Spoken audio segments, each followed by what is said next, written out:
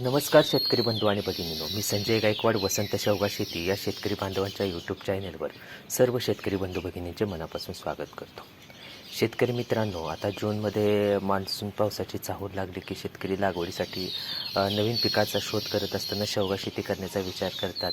अशावेळी त्यांच्यासमोर अनेक प्रश्न उभे राहिलेले असतात की शेवगा शेती कशी करावी, शेवगा शेती मग ते लागवडपासून उत्पादनपर्यंत सगळं त्यांना जाणून घ्यायचं असतं. आणि शेवगा शेती खरंच करावी का? शेवगा शेती परवडते का? एकरी खर्च किती येतो? एकरी उत्पादन किती येतो? बाजारभाव कसा राहतो?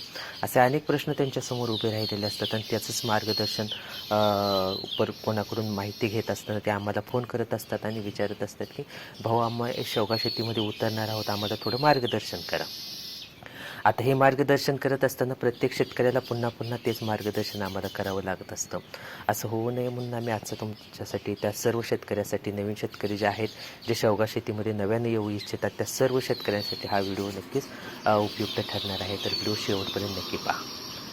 तर शेवगा शेतीमध्ये जे तुम्हाला पडलेले प्रश्न आहेत, लागवड ते उत्पादन, शेवगा शेतीमध्ये एक वार्षिक कृती आराखडा कसा असावा, कसं काम करायला हवं, हे आम्ही जे शेवगा शेतीमध्ये काम करतो यावर मार्गदर्शन करत असताना आम्ही तुम्हाला मागील काळामध्ये लागवड ते उत्पादन असे व्हिडिओज आहेत आपल्या चॅनलवरती. 2-3 व्हिडिओ आहेत, त्याच्यामध्ये आम्ही तुम्हाला 1-1.5 वर्षाच्या पूर्ण हालचाली दिवसाला, प्रत्येक आठवड्याला, महिन्याला आम्ही केलेल्या कृती त्या व्हिडिओमध्ये दाखवलेल्या आहेत. तो व्हिडिओ पाहिला की तुम्हाला त्या व्हिडिओमध्ये तुम्हाला एक वार्षिक चक्र शेवगा शेतीमध्ये कसं असायला हवं हे त्या व्हिडिओतून लक्षात येतं.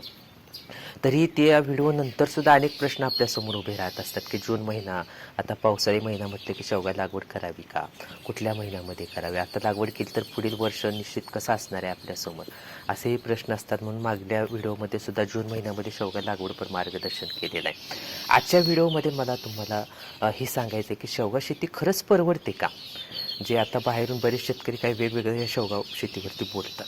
तर शेवगा शेती नक्की कशी आहे, तर ते आज आपण या व्हिडिओतून जाणून घेणार आहोत. आम्ही मागील 9 वर्षापासून शेवगा शेतीमध्ये काम करतो आणि 9 वर्षापासून शेवगा शेतीमध्ये काम करत राहिलो आणि आता क्षेत्र वाढवत सुद्धा आणलेलं आहे. शेवगा शेतीमध्ये, शेतीला धरून आम्ही उद्योगी शेतीमध्ये सुद्धा 2 पावलं पुढं आलेलो आहे. म्हणजे बघा, 9 वर्षापासून आम्ही शेवगा शेतीमध्ये टिकून आहोत. त्याचं कारणच आहे की आम्हाला शेवगा शेती परवडते. आता शेवगा शेतीमध्ये आम्ही उत्कृष्ट काम केलं आणि उद्योगामध्ये सुद्धा उत्कृष्ट काम करतो आणि येणाऱ्या काळामध्ये आम्ही आता मार्केटिंगमध्ये खूप मोठी झेप घेणार आहोत. तर ह्या सगळ्या गोष्टी आम्हाला ह्या वनस्पतीमुळे शक्य झाल्या. म्हणजे आम्हाला आमचं आरोग्य मिळालं, एक आर्थिक स्थैर्य मिळालं, आम्हाला आमची ओळख सापडली. असे अनेक कारणं आहेत की त्यामुळे आम्ही शेवगा शेतीमध्ये टिकून राहिलो आणि आम्ही आता बऱ्याच शेतकऱ्यांना या वाटेवर घेऊन यायचा प्रयत्न करत असतो, मार्गदर्शन करून वगैरे. तर शेतकरी मित्रांनो, शेवगा शेती खरंच परवडते का? त्याची काही कारणं आहेत. तीच आता आपण पुढं पाहणार आहोत. शेवगा शेती ही कोरडवाहू पीक आहे. म्हणजे शेवगा शेतीमध्ये पाण्याची गरज ही फार कमी असते इतर पिकांच्या तुलनेत. ज्याला आपण नॅचरल फार्मिंग म्हणतो, एक नैसर्गिक शेवगा शेती अशी डेफिनेशन आहे. तर शेवगा शेती ही कोरडवाहू पीक आहे, जिथं फार कमी पाण्यामध्ये एक चांगलं मोठं उत्पादन हे शेवगा शेतीमध्ये घेता येत असतं. म्हणजे पाण्याचा तितका वापर हा शेवगा शेतीमध्ये होत नाही. कमी पाण्याचा राज आहे शेवगा वनस्पती, अशी ही शेवगा वनस्पती आहे. आता कमी पाण्याचा वापर म्हटलं की तणांचा व्यवस्थापन खर्च कमी येतो. म्हणजे जिथं तणांचं व्यवस्थापन करताना लेबर वगैरे लावतो तिथेही खर्च कमी येतो. आता तणांचा व्यवस्थापन म्हटलं की कीड रोगराई कमी राहते. मुळातच शेवगा वनस्पतीवर कीड रोगराई इतर पिकासारखी फारशी दिसून येत नाही. त्यामुळं इथं पाणी कमी म्हटलं की तण कमी, तण कमी म्हटलं की मजुरी खर्च कमी, मजुरी खर्च कमी आणि तण कमी म्हटलं, पाणी कमी म्हटलं की कीड रोगराई कमी राहते. आणि फवारणीमध्ये रसायनांचा ह्या वनस्पतीला तिटकार आहे. म्हणजे बहुतेक फवारणीच्या माध्यमातून तीव्र कीटकनाशकं, जास्त उग्र वासाचे, जास्त महागडी औषधं ही शेवगा वनस्पतीला फवारणीमध्ये मानवत नाही. त्याच्यामुळं इथं औषधी खर्च वाचतो आणि तितकी फवारणी म्हणजे सतत नियमित वारंवार फवारणीची गरज ही शेवगा शेतीमध्ये पडत नाही. म्हणजे फार कमी फवारणी, हलक्या फवारणी, 15 दिवसातून फवारणी, इतकंच या शेवगा शेतीमध्ये काम राहतं. म्हणजे औषधी खर्च देखील फार कमी येतो. आणि जर त्याची आपण खतांच्या माध्यमातून जे आपण त्या झाडांना आपण खतं लागू करत असतो, मग पशुपक्षी खतं, जीवाणू खतं, विद्राव्य खतं, असं वेगवेगळी खतं झाडांना देत असताना देखील इथं शेवगा वनस्पतीच्या गरजा फार कमी आहेत. म्हणजे तसं पाहिलं तर शेवगा वनस्पती शेतकऱ्याकडून फार अपेक्षा ठेवत नाही. पाणीही कमी मागतो, मेहनत कमी असते, खर्चही कमी येतो आणि सगळ्यात महत्त्वाचे म्हणजे बाजारभाव जर पाहिला तर स्थिर बाजारपेठ आहे. म्हणजे इतर कोणत्याही फळपिकांच्या फळभाज्यांच्या तुलनेत शेवग्याला स्थिर बाजारपेठ आहे. इतर फळपिकामध्ये फळभाज्यामध्ये बाजारभाव हा दररोज खालीवर होत असतो, पण शेवगा शेतीमध्ये तितका खालीवर होत नाही. म्हणजे उन्हाळी 2 महिने वगळता उर्वरित 10 महिने स्थिर बाजारभाव म्हणजे 40हून अधिक 50हून अधिक अगदी 100-150 रुपयेपर्यंत बाजारभाव हा शेंगांना दिसून येत असतो. म्हणजे स्थिर बाजारभाव. उन्हाळी 2 महिन्याची बाजारमंदी पण स्थिर आहे आणि तेजीसुद्धा स्थिर आहे. म्हणजे आपल्याला निश्चित ठरवून आपल्याला उत्पादन हे घडवून आणणं या शेवगा शेतीमध्ये शक्य राहतं. आणि वर्षाचे 2 बहार म्हणजे हिवाळी आणि उन्हाळी असं 2 बहार घेण्याची शेवगा शेतीमध्ये संधी असते. म्हणजे काही चुका, काही कारणानं, काही नैसर्गिक संकट उभं राहिला तरी एखादा हंगाम जरी आपला पुढं सरकत असला, हातून जात असलं तरी आपल्याला दुसरा हंगाम जो हक्काचा बहार उन्हाळी म्हणतो तो घेण्याची तरी संधी आपल्यासमोर, पुन्हा दुसरा संधी आपल्यासमोर शेवगा शेतीमध्ये ही असते. इतर पिकामध्ये तसं नाही, वर्षातून एक हंगाम घे नाही तर पुढल्या वर्षी वर्षभर वाट बघत बस, असं इथं नाही या शेतीमध्ये. त्याच्यामुळं 2 संधी आणि स्थिर बाजारपेठ, भरघोस उत्पादन. म्हणजे आता बांधावरचा देशी शेवगा खताशिवाय, पाण्याशिवाय, फवारणीशिवाय कोणतंही व्यवस्थापन न ठेवता तो भरघोस उत्पादन देतोच. तसंच काही ही शेती आहे, पण व्यावसायिक शेती करत असताना तसं नैसर्गिक पद्धतीनं पूर्णतः पाहून चालणार नाही. आपल्याला काय वार्षिक आराखडा, एक त्या शेवगा शेतीमध्ये वार्षिक चक्र कसं असायला हवं हे समजून घेऊन आपल्याला ते शेवगा शेतीमध्ये लागू करणं आवश्यक आहे. म्हणजे पावसाळी कामाचं व्यवस्थापन कसं कसं असायला हवं, हिवाळी बहार व्यवस्थापन कसं असायला हवं आणि उन्हाळी बहार व्यवस्थापन, त्याची विक्री व्यवस्था कशी असायला हवी, हे सगळं समजून घ्यायचं आणि शेवगा शेतीमध्ये उतरायचं आहे. आता ह्या सगळ्या गोष्टीचा विचार केला तर त्यानंतर अजूनसुद्धा आपल्याला ह्या शेवगा शेतीमध्ये 0 बजेट शेती देखील करता येऊ शकते.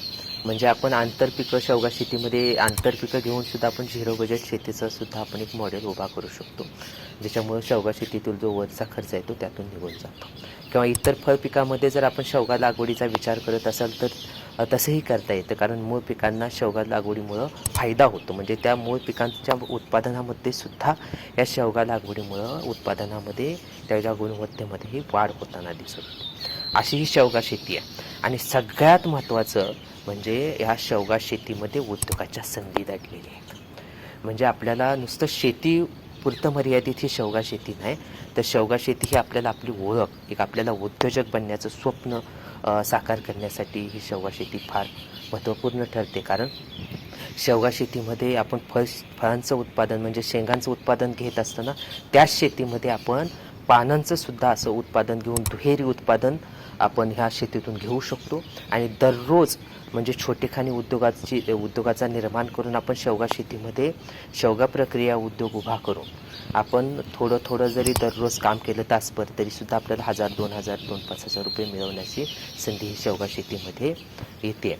आता तसं वार्षिक खर्च जर पाहिला आपण इतर फळभाज्यामध्ये फळपिकामध्ये आपण काय करतो, लागवड खर्च हा मोठा राहतो, त्याच्यानंतर त्याचं व्यवस्थापनसुद्धा संगोपनसुद्धा खूप खर्चिक असतं, मोठं असतं, काळजीवाहू असतं. तसं शेवगा शेतीमध्ये नाही. किंवा हंगामाच्या शेवटी सुद्धा नवीन पुढच्या हंगामाची तयारी करताना मोठा खर्च येतो, तसा शेवगा शेतीमध्ये येत नाही. म्हणजे लागवड खर्चही कमी आहे, त्याचं व्यवस्थापन संगोपन फार सोपं आहे. आणि वर्षाच्या शेवटी हंगामाच्या शेवटी जेव्हा आपण रिकट घेऊन झाडांना पुढील बहारासाठी तयार करत असतो ती फार सोपी प्रक्रिया आहे. म्हणजे तिथेही जास्त खर्च येत नाही. म्हणजे कुठल्याच टप्प्यावर शेवगा शेतीमध्ये तितकं अधिक आपल्याला मोठं काम करावं लागत नाही. फार सोप्या पद्धतीनं आपल्याला शेवगा शेती हाताळता येते, फार कमी खर्च येतो, उत्पादन स्थिर आहे, बाजारभाव स्थिर आहे. त्यामुळे शेवगा शेती ही गोरगरीब शेतकऱ्यापासून सगळ्यांनाही परवडणारी शेती आहे. अगदी आम्ही म्हणतो की 10 गुंठ्यामध्ये सुद्धा आपल्याला एक शेवगा शेतीचं मॉडेल चांगलं सर्वोत्कृष्ट उभा करता येत असतं. अशा ह्या शेवगा शेतीमध्ये आज जे जून महिन्यामध्ये शेवगा लागवड, आता पाऊस सुरू झाला की शेतकरी लागवडीचा पिकामध्ये काहीतरी बदल करण्याचा विचार करत असतात आणि शेवगा पिकाकडे ते पाहतात. त्यांना मग शेवगा लागवडीसाठी काही माहिती हवी असते. शेवगा शेती परवडते ज्यांना शेवगा शेतीमध्ये आता लागवडीचा विचार करताय त्यांना आम्ही विशेष निमंत्रित करतो. तुम्ही बिनधास्त शेवगा शेतीमध्ये लागवडीसाठी समोर या. आमच्याकडून तुम्हाला विश्वास आणि मार्गदर्शन म्हणजे ह्या बीजापोटी आमच्या शेतावर जे बीज तयार होतात तो विठ्ठली प्रसाद आम्ही तुम्हाला लागवडीसाठी देत आहोत. तुम्ही शेवगा लागवडीसाठी आम्ही वसंत शेवगा शेती परिवाराकडून सर्व शेतकरी बंधू भगिनींना शुभेच्छा देतो आणि इथंच थांबतो. पांडुरंग हरी विठ्ठल.